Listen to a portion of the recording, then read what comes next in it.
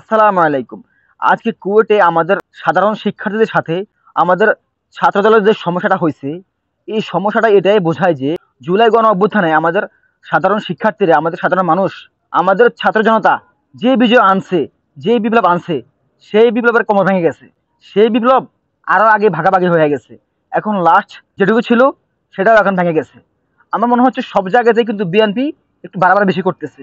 আমি এখন বিএনপির সমর্থক। আমি বিএনপিকে ভালোবাসি। গত ১৬ বছর ভালোবেসে আসছি। এখনো ভালোবাসি। কিন্তু আমার মনে হচ্ছে যে আসলে বিএনপি একটু বেশি বাড়াবাড়ি করতেছে। ৫ তারিখের পর থেকে বিএনপি একটু বেশি বেড়ে গেছে। আমার কাছে এটা মনে হইতেছে। বিএনপির বড়, বড় নেতারা যেভাবে বিভিন্ন জায়গাতে চাঁদাবাজি, দখলবাজি করতেছে, তাতে বিএনপির যে জনপ্রিয়তা সেটা এখন প্রায় হাঁটুর নিচে নেমে গেছে। এখন যদি বিএনপির ছাত্রদল, যারা আইকন, যারা একটা দলের আইকন থাকে, সেই ছাত্রদল যদি এখন ক্যাম্পাসে ঢুকে ছাত্রলীগের মতো আচরণ করে, তখন বিএনপির জনপ্রিয়তা পায়ের নিচে নেমে যাবে, পায়ের নিচে। বিএনপি যদি কোনোভাবে নিজেদেরকে আওয়ামী লীগের মতো মনে করে, তারা আওয়ামী লীগের মতো পাওয়ারফুল হইব, তাহলে বিএনপি ভুল করবো, ভুল। কারণ আওয়ামী লীগ কোনো পাওয়ারফুল ছিল না, ছাত্রলীগ কখনো পাওয়ারফুল ছিল না। তারা পাওয়ারফুল ছিল একমাত্র পুলিশ দিয়া, র্যাব দিয়া, আনসার দিয়া, এই সমস্ত সরকারি বাহিনী দিয়া আওয়ামী লীগ গত ১৬ বছর রাজ করছে। হলের ভিতরে, শিক্ষাঙ্গনে, রাজনৈতিক মাঠে শুধুমাত্র পুলিশ দিয়া, র্যাব দিয়া, অস্ত্র দিয়া, আর সর্বশেষ ইন্ডিয়াকে দিয়া আওয়ামী লীগ গত ১৬ বছর রাজ করছে।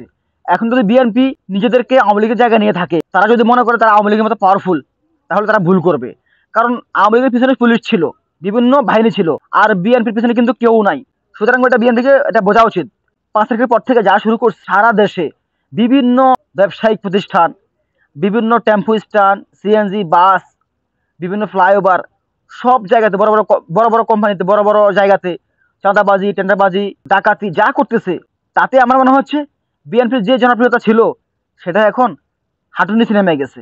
এখন যদি লাস্ট ছাত্রদল আজকে যে কাজটা করলো, ভাই আমার কথা হচ্ছে এখনো দেশের পরিস্থিতি এখন ঠিক হয় নাই। একটা ১৬ বছর পুরানো স্বৈরাচার ধ্বংস হইলো, তাহলে এখন কেন তোমরা আবার সেই একই রকম আচরণ করতেছো?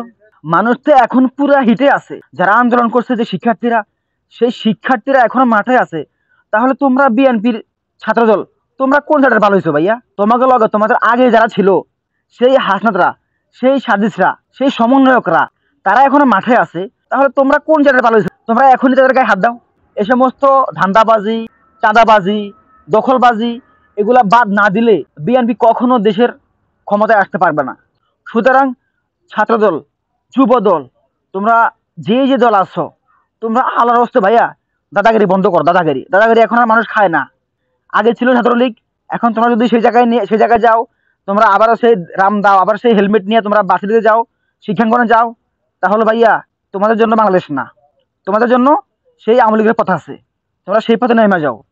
এখন শিক্ষাঙ্গনে কোনো মারামারি, কাটাকাটি, হানাহানি, জোর করে মিছিল নেওয়া, মিটিং এ নেওয়া, হল দখল করা, এগুলো এখন আর চলবে না। ঠিক আছে?